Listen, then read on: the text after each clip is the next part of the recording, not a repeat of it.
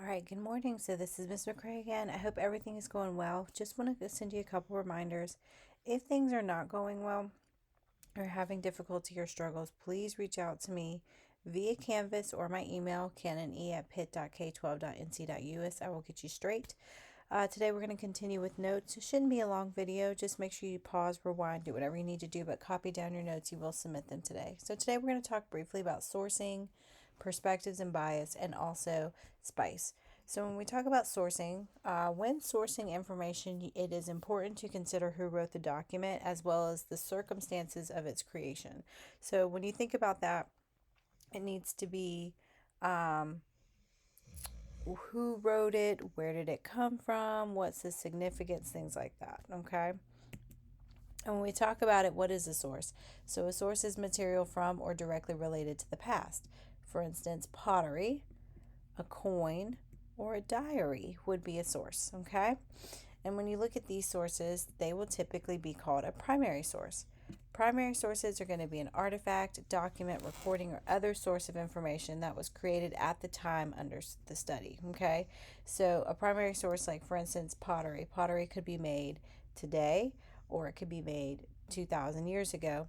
And 2,000 years ago would be considered a primary source, and even today it could be if it was handcrafted.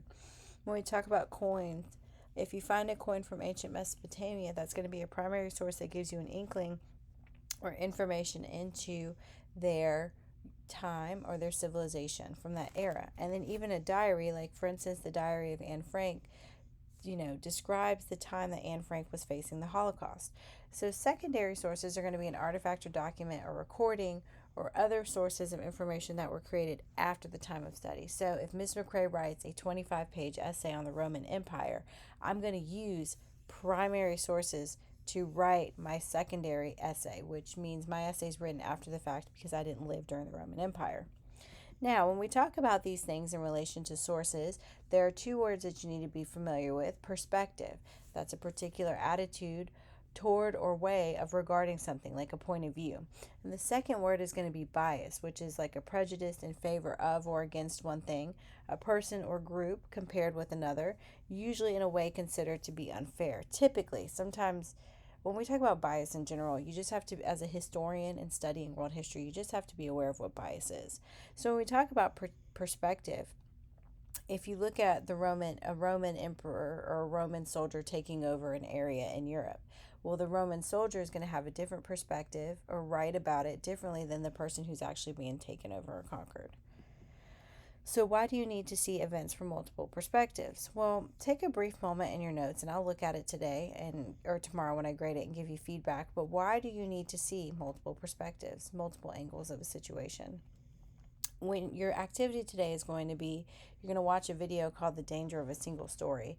And when you look at that today, it's going to kind of talk about avoiding biases or perspectives, and especially the establishment of stereotypes. So take a brief moment in your notes. Why do we see the need, or why is it necessary to see things from multiple perspectives?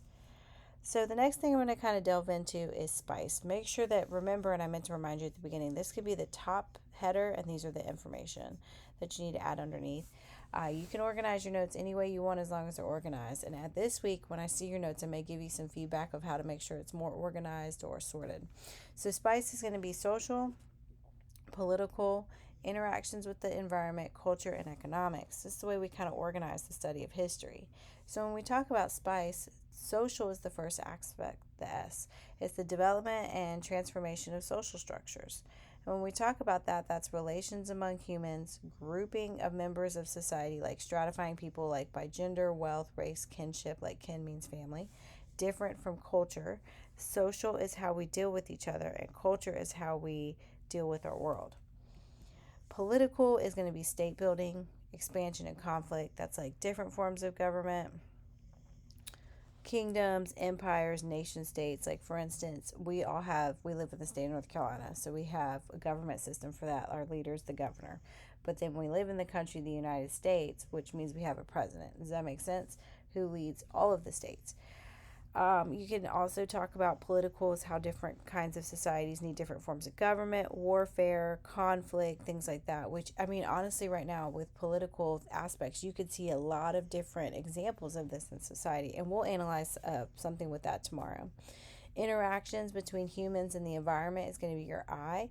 How the environment's changed humans, like race, diets, lifespans, and migration. We'll talk more about that in depth tomorrow. Also, how humans change the environment, irrigation, farming, land development. You could talk about climate change. The biggest change and shift that we had was during the Industrial Revolution of the 1700s.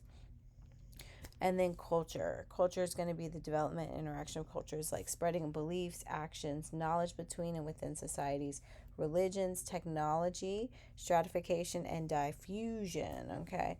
And diffusion is different cultures spreading together. And the term I like to use, and I want you to write this down and put a box around it in your notes, is cultural diffusion. Cultural diffusion. Different cultures coming together. And then you have your economics, which is going to be the creation, expansion, and interaction of economic systems, like major transitions in trade, from bartering to regional trade to long distance trade, economic systems like agricultural, pastoral, industrial, and then labor systems, which are going to be like, it could potentially be forced labor, farmers, capitalism, and socialism. I will go into economics kind of in depth in some later units, but SPICE just gives you kind of a way to organize and categorize our information for world history moving forward. Tomorrow, we'll look more at civilizations and the five key traits.